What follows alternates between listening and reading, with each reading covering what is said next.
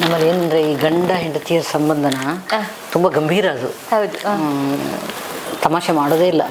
ಗಂಡನನ್ನು ತಮಾಷೆ ಮಾಡಿದರೆ ಗಂಡಾಂತರವಾಗುತ್ತದೆ ಅಂತ ಹಾಗೆ ಒಂಥರ ಹಾಗೇ ಇಟ್ಬಿಟ್ಟಿದ್ದಾರೆ. ಆದರೆ ಈ ಗಂಡಸರು ಕವಿಗಳಿದಾರಲ್ಲ, ಈ ಹೆಂಡತಿಯರನ್ನು ತುಂಬ ತಮಾಷೆ ಮಾಡ್ತಾರೆ, ತಮಾಷೆ ಮಾಡಿ ಬರೀತಾರೆ.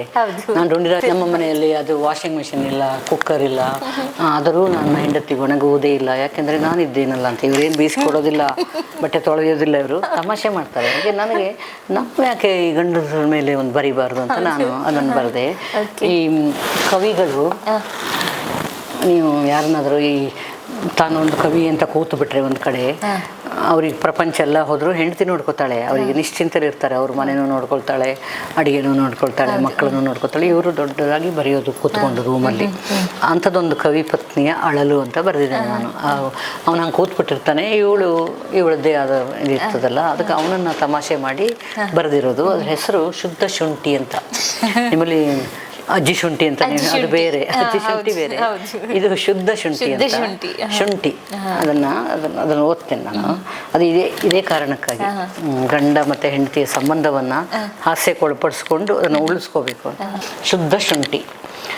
ಅಡುಗೆ ಮನೆಯಲ್ಲಿರುವುದು ಮಾಮೂಲು ಶುಂಠಿ, ಶೀತ ಕಫ ವಾತಕ್ಕೆ ರಾಮಬಾಣ ಶುಂಠಿ.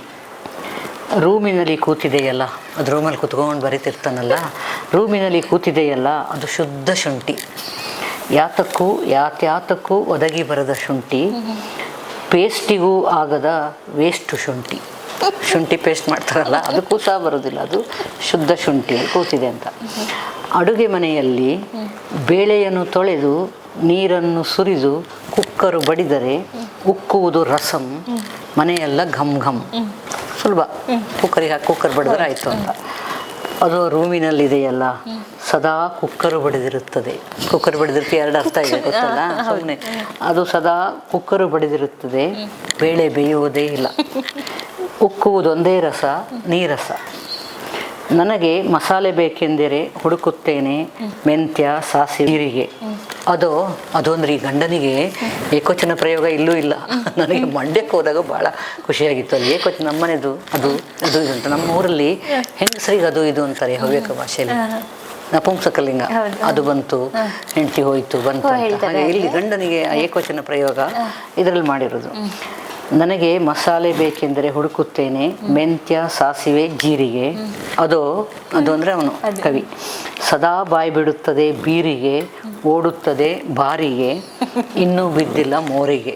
ಇವಳ ಮರ್ಯಾದೆ ಉಳಿಸಿದ್ದಾನೆ ಸದ್ಯಕ್ಕೆ.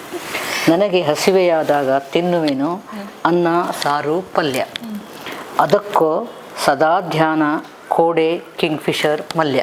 ಅವೆಲ್ಲ ಯಾವುದು ಬ್ರ್ಯಾಂಡ್ ನೇಮ್ ಅಲ್ಲ. ಹೌದು. ನಾನು ಅಡುಗೆ ಮಾಡುವಾಗ ಆಚೀಚೆ ಹೊರಳುವುದಿಲ್ಲ, ನನ್ನ ದೃಷ್ಟಿ ಸದಾ ನಿರಂತರ.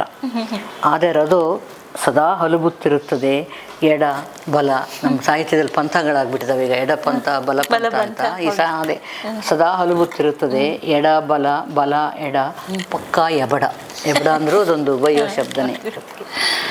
ಇಲ್ಲಿಗೂ ಬಂದಿದ್ದೇವೆ. ನಾನು ಇದನ್ನು ಎಲ್ಲಿ ದಸರಾ ಕವಿಗೋಷ್ಠಿಗೆ ಬರೆದಿದ್ದಾಗಿತ್ತು, ಕವಿಗೋಷ್ಠಿಗೆ ಹೋದಾಗ ಓದಿದ್ದಿದ್ದು. ಇಲ್ಲಿಗೂ ಬಂದಿದ್ದೇವೆ ನಿಮ್ಮೆಲ್ಲರನ್ನು ನೋಡಲು, ಮಾತಾಡಲು, ನಗೆಯಾಡಲು. ಆದರದು ಅಲ್ಲಿ ಕರ್ಕೊಂಡೋಗಿದ್ದಾಳೆ ಅವಳನ್ನು. ಕತ್ತೆತ್ತದೆ ಕೂತಿದೆ ನೋಡಿ, ಕೈಯಲ್ಲಿ ಹಿಡಿದು ಮೊಬೈಲು, ಪಕ್ಕ ಐಲು. ಐಲು ಅನ್ನೋದು ಒಂದು ಶಬ್ದ ನಿಮ್ಮ ಲಿಸ್ಟಲ್ಲಿ ಸೇರುವಂಥದ್ದು. ಬರುವಾಗಲೇ ಕೇಳಿತೊಂದು ಪ್ರಶ್ನೆ, ಒಂದೊಂದೇ ಪ್ರಶ್ನೆ, ಉಂಟೆ ಕವಿಗೋಷ್ಠಿಯ ನಂತರ ಪಾನಗೋಷ್ಠಿ ಅಂತ ಕೇಳಿತು ಅಂತ. ಅವನಿಗೆ ಕುಡಿಯುವ ಅಂತ ಗಂಡನನ್ನು ತಮಾಷೆ ಮಾಡಬಾರ್ದು.